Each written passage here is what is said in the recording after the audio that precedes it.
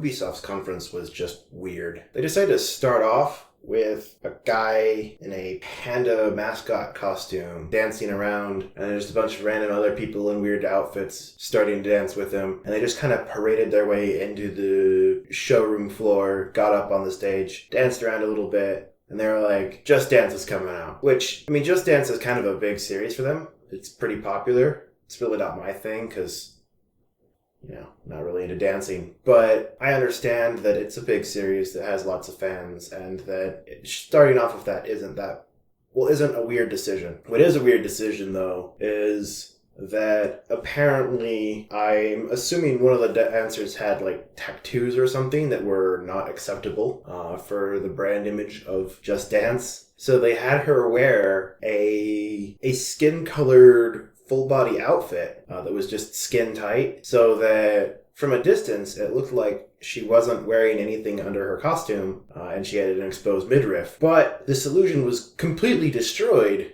by the fact they decided to do a camera transition by zooming in on her abdomen and made it very obvious that, hey, she doesn't have a belly button. So, the entire illusion was dispelled, and it's like, okay, so this person obviously has, tattoos or something that we aren't allowed to see. So that was weird. I don't know why they chose to zoom in on that character if they knew that they were trying to hide a detail. So that was a bit of a mistake on their part. Kind of weird. They did their Just Dance parade, and then they got off the stage, and Ubisoft went into a Beyond Good and Evil 2 trailer. I never played the original Beyond Good and Evil, so I don't particularly know what that series is about. Not sure how this trailer they showed this year has anything to do with the trailer they showed last year. But, it looks interesting, I guess. I feel like if the Beyond Good and Evil video game doesn't work out, they could probably make a decent movie series. But then they decided to make everything really weird, and they came out on stage and basically said that, hey, Beyond Good and Evil 2 is going to require a lot of content,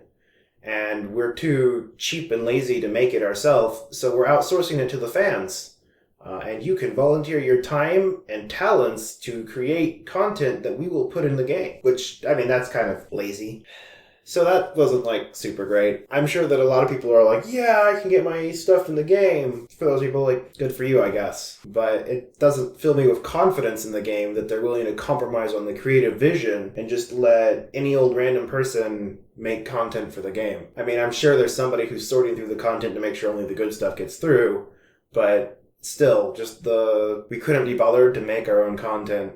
Please make content for us. It doesn't sound good to me. Then they talked about Rainbow Six and how popular it is and the upcoming competitive events. After Rainbow Six, they had a guy come out and completely destroy a monitor on stage, pretending to trip for Trials Rising, and they showed some trailer for that, and the Trials games they definitely have an audience that likes them. I've never played one. They remind me of those old Flash games you used to find on the internet, where you would basically have just a line, and you would try to not screw up the physics engine as you tried to bike down this hill and off this ramp and land on some stupid crap. Basically, the Trials games are like a AAA version of that. So, those Flash games were fun, so I'm sure that there's a lot of fun to be had in the Trials games, but I've never given any of them a try. After that, they gave us some more information about The Division 2, including the fact that it's going to include episodic updates, and that those updates would be free. After that, there was a trailer for the Mario plus Rabbids Donkey Kong DLC. And after that, some more info on Skull and Bones, which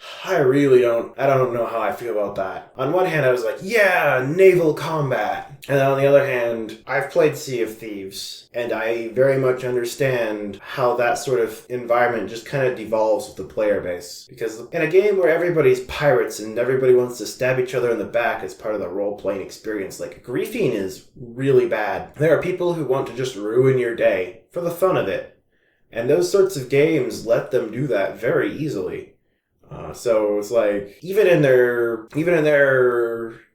demo, they were all like, there's no honor among thieves. And they showed one of the pirate ships try to backstab the other pirate ships and sink them right afterwards. They worked together. It's that is a toxic community. And I'm not sure I want to play that game. I would love a naval combat game where I could play with people cooperatively. I don't want a game where I have to try to outsail every ship on the horizon because they all want to sink me. After that, they had a trailer for a game called Transference, which looks like it's a VR horror game. It doesn't look particularly scary, but I mean, I'm sure anything's scary when it jump scares you and the screen is literally strapped to your face. It's gonna make it look way closer.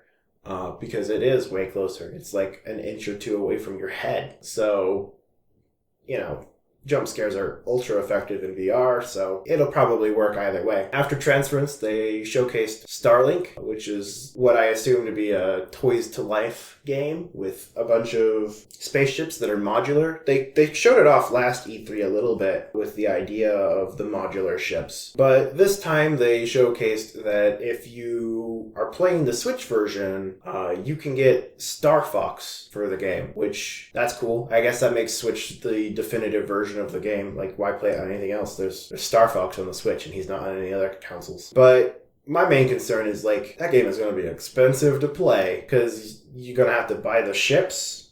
You're going to have to buy all of the different parts to upgrade the ships. Like, unless they're selling those ships for really, really cheap, those prices are going to add up. It's going to be a Skylanders thing all over again, where it's like, you just can't afford to play this game. But I'm sure there will always be somebody out there who can afford it, and to them, I guess more power to you. It is essentially a game where you're buying power, so it's like the worst form of DLC. But on the other hand, you get little spaceship action figures that click together, so I mean, you might actually enjoy playing with those outside of the game, unlike the Skylanders figurines, which, just gather dust. So after that, they talked about For Honor a little bit, mentioned that you could start playing the game for free with a starter pack this week, and then mentioned that it's getting a massive update, which will include 4 new fighters, a new faction, and a new mode called Breach.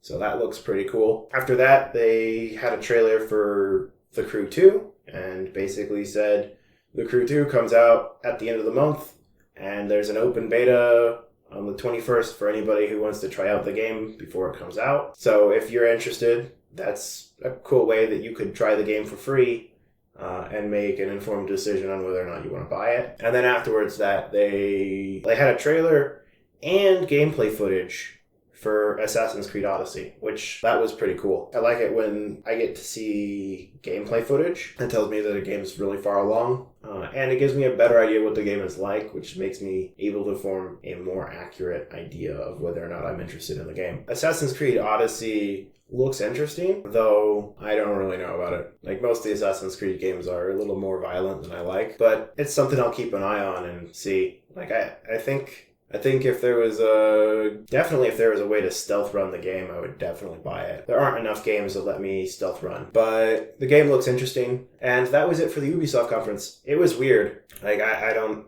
know what they were thinking with their conference. But on the other hand, their conference did get to be one of the few conferences that didn't have Microsoft show all of their games before their conference. So good for them. It was actually worth watching the conference, which was nice. And that was it for the Ubisoft conference. So I will see you all for the Sony conference.